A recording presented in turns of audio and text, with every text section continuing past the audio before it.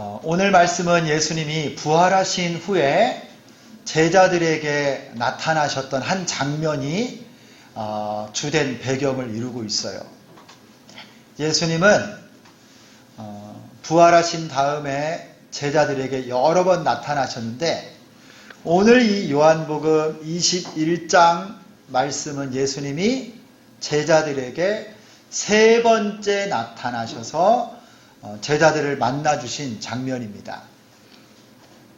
장소는 어디냐면 생소한 이름이 나오는데요.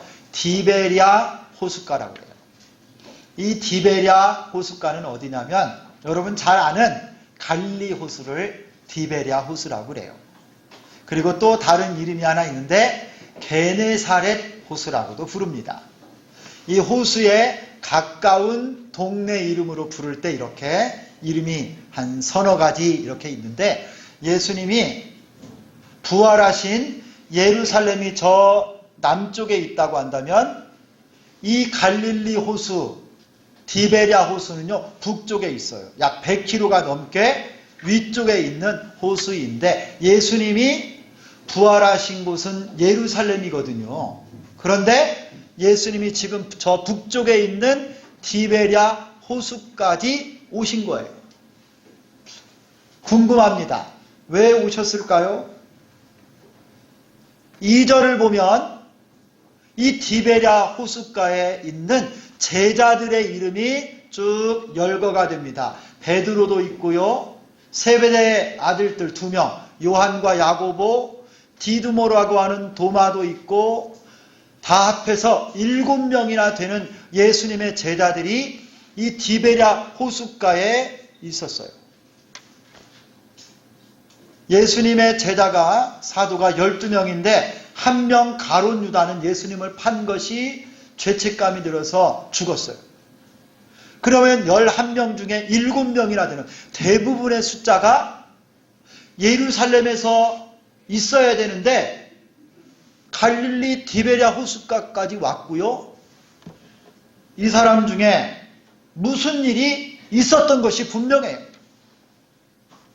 그들이 왜 예루살렘에서 바로 지난주에 부활하신 예수님을 만났는데 어떻게 이 디베랴 호숫가 북쪽까지 왔냐 이거예요.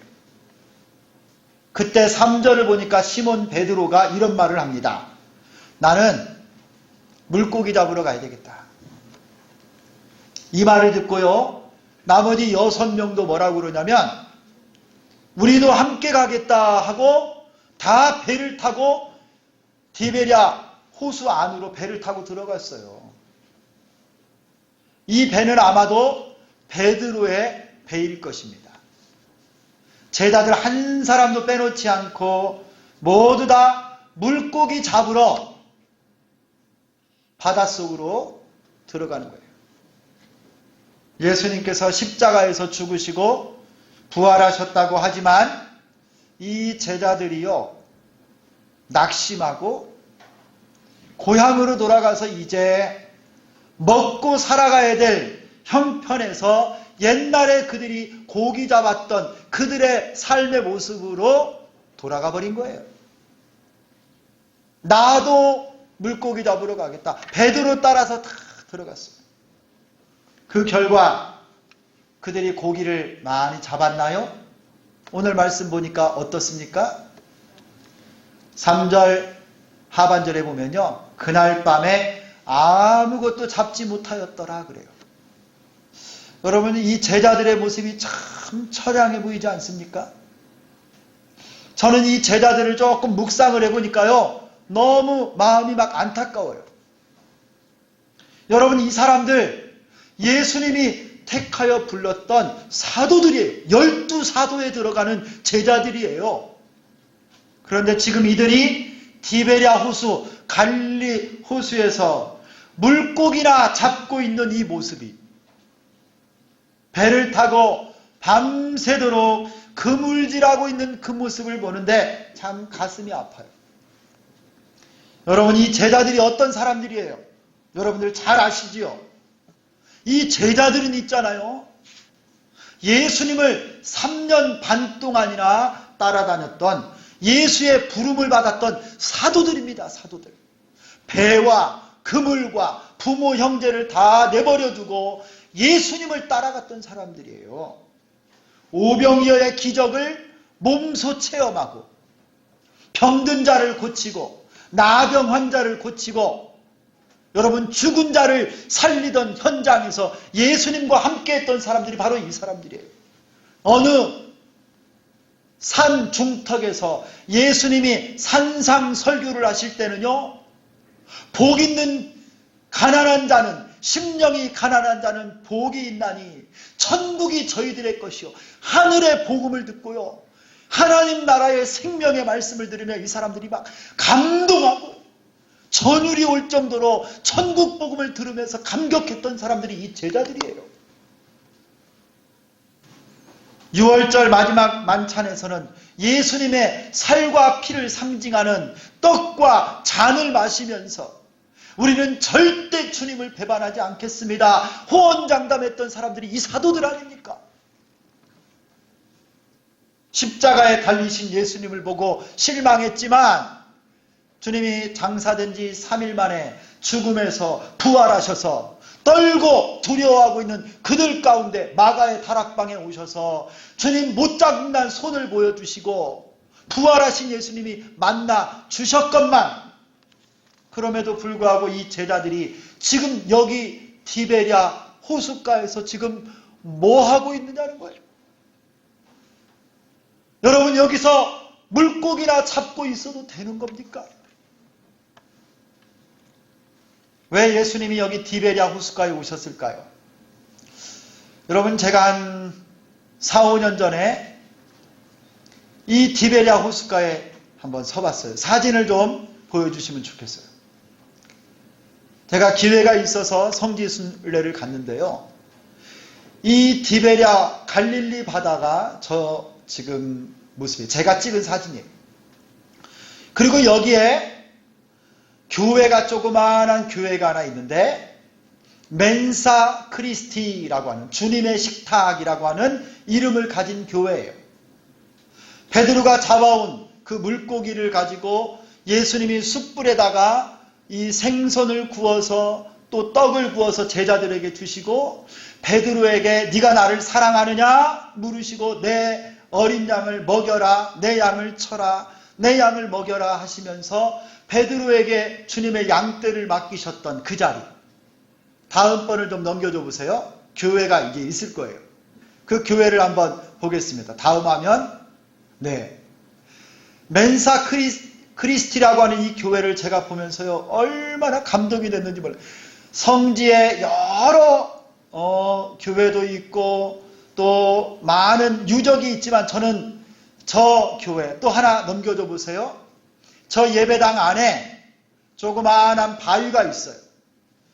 저 바위에서 예수님이 숯불을 펴서 물고기 잡으러 갔던 그 제자들을 불러 모아 떡과 고기를 주었다라고 이렇게 전해져 내려와요. 그래서 이 예배당을 세웠고 이 반석 위에 내 교회를 세우리라.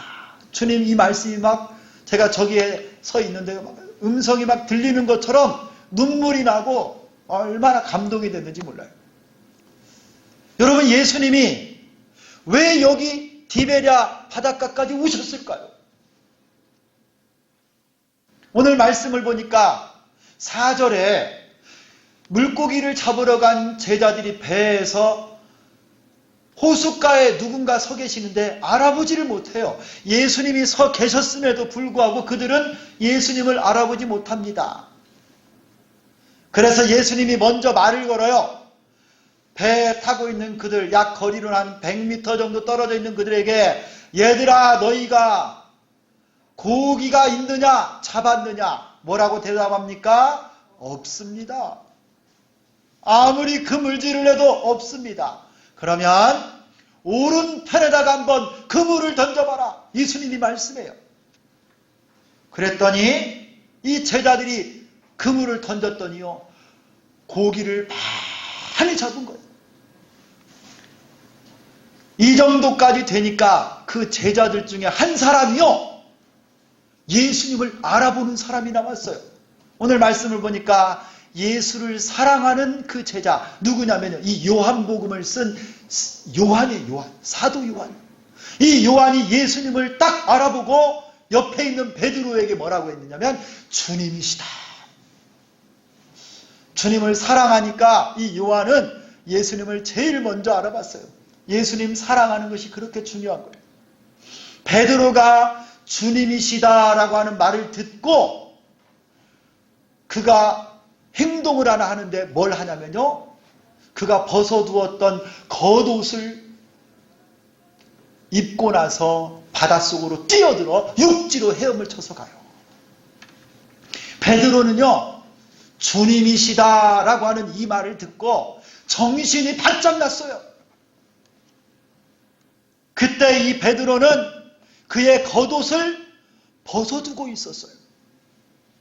벗어두었던 겉옷을 주워 입고 바다로 뛰어들어 헤엄을 쳐 육지로 예수님께로 나아간 거예요.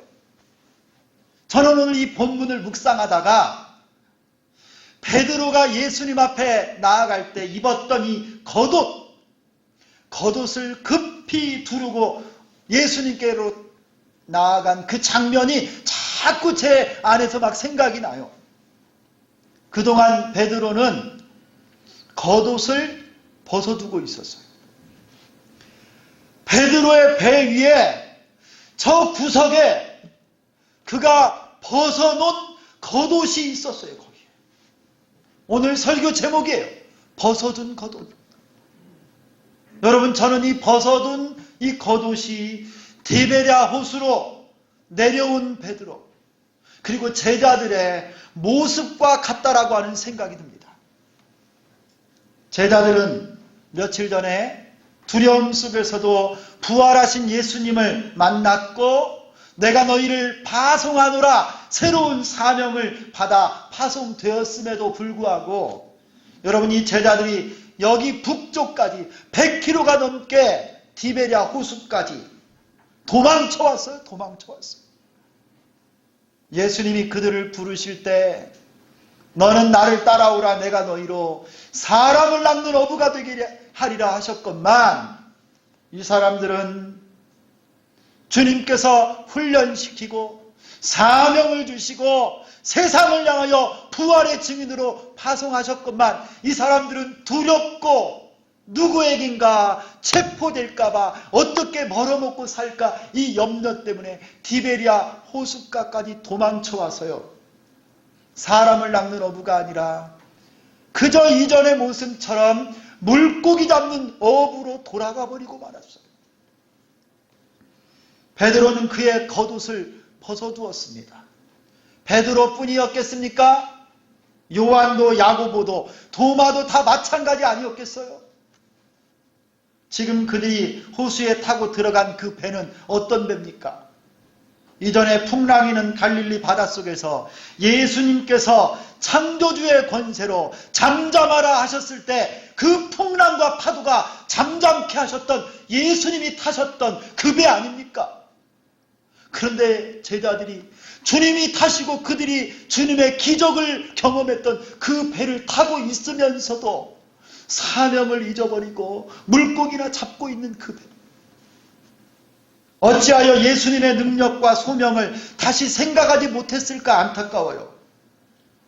벗어둔 겉옷을 던져두고 있습니다. 또한 그들이 밤새껏 물고기 잡으려고 열심히 내렸던 그 그물, 그 그물을 보면서도 어찌하여 사명을 떠나고 예수님을 떠난 인생이 허무하고 아무리 내 힘으로 노력해도 빈손밖에 될 수 없다라는 것을 그들이 깨닫지 못하는지 모르겠어요. 여러분, 베드로가 벗어둔 이 겉옷은 여러분 이렇게 말할 수 있어요. 잃어버린 사명이 잃어버린 사명. 혹시 여러분도 사명을 잃어버리고 그 사명의 옷을 다 벗어서 여러분 던져두고 있지는 않습니까? 나 같은 죄인을 구원하셔서 예배자로 부르시고 사람을 낚는 어부로 전도자로 살라고 부르셨는데 이 나라와 민족을 위해서 하나님의 교회와 복음을 위해서 눈물의 기도자로 살라고 우리 주님이 부르셨는데 그 사명의 겉옷을 벗어놓고 있지는 않습니까? 우리 주님이 여러 번 깨우쳐 주시고 도전하고 계심에도 불구하고 아유, 저는 지금 너무 바빠요. 일이 너무 많아서 시간이 없어요. 애도 키워야 되고 사람들도 만나야 되고 피곤해서 기도할 수가 없어요. 봉사할 수 없어요. 코로나 때문에 무서워서 예배당 사람들 많이 모이는데 갈 수가 없어요. 예배도 멈추고 기도도 멈추고 전도도 멈추고 하나님을 향한 열정을 다 잃어버리고 여러분 벗어둔 사명의 겉옷은 여러분의 그 사명의 겉옷은 다 구겨져서 안타깝게 저 구석에 던져두고 뒹굴고 있지는 않습니까? 예수님은요 이런 제자들에게 오셨어요. 디베랴 호숫가 사명을 잃어버린 낙심한 이들에게 예수님이 오셔서 그들에게 기억나게 해주십니다. 기억나게 해주세요. 주님이 이 말 6절에 이렇게 말씀하셨어요. 그물을 오른편에 던지라 그리하면 잡으리라. 여러분 어디선가 들어봤던 음성 아닙니까? 네 그물을 다시 던져라. 여러분 어디서 들어봤어요? 누가복음 5장에 보면 여러분 예수님이 공생애를 막 시작할 때 예수님의 제자 베드로를 부르실 때 바로 그날 아침에 베드로가 들었던 말이에요. 그날 밤에 예수님의 제자 이 베드로가요 그의 배를 타고 열심히 그물을 내렸지만 밤이 맞도록 그물질이라도 물고기 한 마리도 못 잡았어요. 그리고 이제 그물을 다 끌고 나와서 그물을 씻고 있을 때 예수님이 베드로의 배에 타셔서 베드로에게 말씀하셨어요. 네 그물을 깊은 데로 던져라. 그랬더니 베드로가 순종하여 말씀 그대로 순종하여 그물을 던졌더니 수많은 고기를 잡은 줄 믿습니다. 그 순간에 베드로가 나는 죄인이오니 떠나소서 예수님이 베드로를 부르셨어요. 나를 따라오라. 내가 너로 사람을 낚는 어부가 되게 하리라. 그때부터 이 베드로가 예수님을 따라갔습니다. 그때 들었던 그 음성이 바로 이거예요. 네 그물을 던져라. 여러분 예수님께서요 사명을 잃어버리고 물고기나 잡으러 가자 먹고 사는 일에 다시 돌아간 베드로에게 처음 그를 부르실 때 그 음성으로 그 부르심의 장면을 기억나게 해주셨다는 거예요. 여러분 은혜입니다. 다시 찾아와 주신 예수님.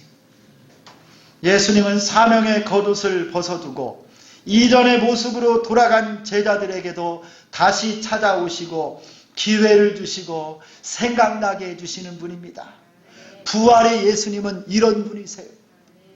성도 여러분, 여러분들이 어디까지 도망을 간다 할지라도 우리 예수님은 거기까지 찾아가셔서 다시 부르시는 분이 바로 우리 예수님이십니다. 여러분이 새벽 날개를 치며 저 바다 끝에 가서 거할지라도 예수님은 거기까지 찾아가셔서 여러분을 찾으시고 붙잡고 계시고 다시 불러주시는 분이에요.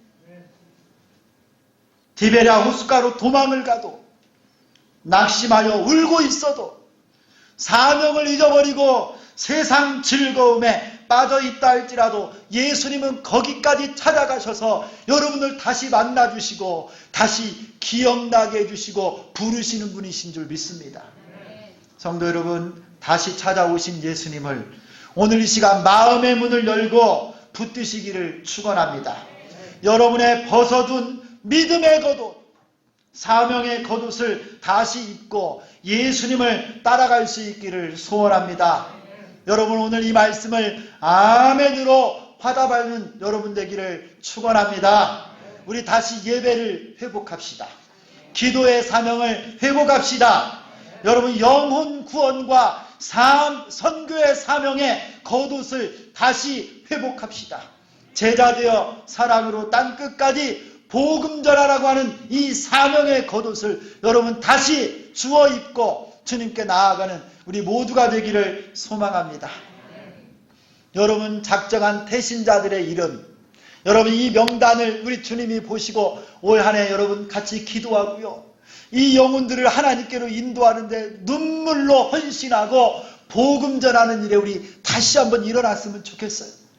여러분 우리가 그동안 벗어두었던 기도의 사명의 옷, 5월 10일부터 다시 화요일날 오전 10시에 중보기도회로 모입니다. 여러분 시간을 내어서 오십시오. 기도 외에 다른 것으로는 이와 같은 유가 나갈 수가 없습니다. 내 집은 만민이 기도하는 집이라. 할렐루야. 이 기도의 사명 다시 회복하고 주님 앞에 나아갈 수 있기를 소망합니다. 돌아오는 제자들, 예수님은요 이들을 온전히 회복시키십니다. 여러분 아무 걱정 마세요. 오늘 말씀 8절을 보니까 베드로를 따라서 나머지 제자들이 육지까지 다 그 잡았던 물고기 그물을 끌고 왔어요. 예수님께서는요 그들을 위해서 숯불을 준비하시고 그 위에 생선과 떡을 구워서 그들에게 주셨습니다. 그들이 잡아온 물고기의 숫자를 베드로가 다 세보니까 몇 마리였어요? 몇 마리요? 153마리. 당시에서는요 한 그물질로 잡을 수 있는 양을 훨씬 초과하는 놀라운 숫자를 다 잡아버린 거예요. 큰 고기. 베드로 물고기라고 하는 이름이 별명이 붙어 있어요. 제가 이거 먹어봤는데 맛있어. 거기에 여러분 아주 맛있어. 여러분 나중에 한번 같이 가갖고 먹어봤으면 좋겠어요.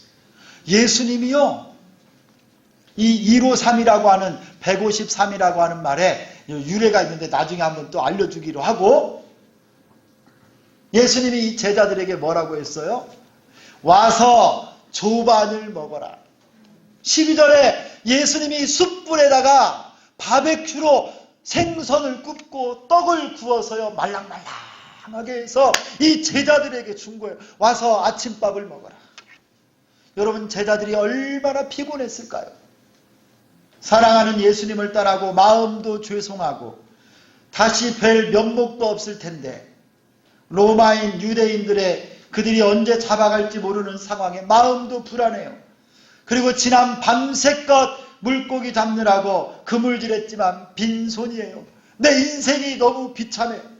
영혼과 몸이 피폐해진 제자들에게 예수님은요 아침밥을 차려주신 거예요. 우리가 나도 모르게 사명의 겉옷, 믿음의 겉옷, 기도의 겉옷을 벗어두고 살면서도 여러분들이 마음이 편치 않잖아요. 얼마나 불안합니까? 세상의 염려와 근심거리들은 여전하고 일들은 끝이 없고 자녀들과 직장에서의 스트레스는 거의 한계 상황까지 다가왔습니다. 너무 피곤하고 눈물만 나는 것 같습니다. 그런데 예수님은 이런 제자들에게 오늘 디베랴 바닷가에서 먹을 것을 차려주셨어요. 예수님이 생명의 양식이십니다.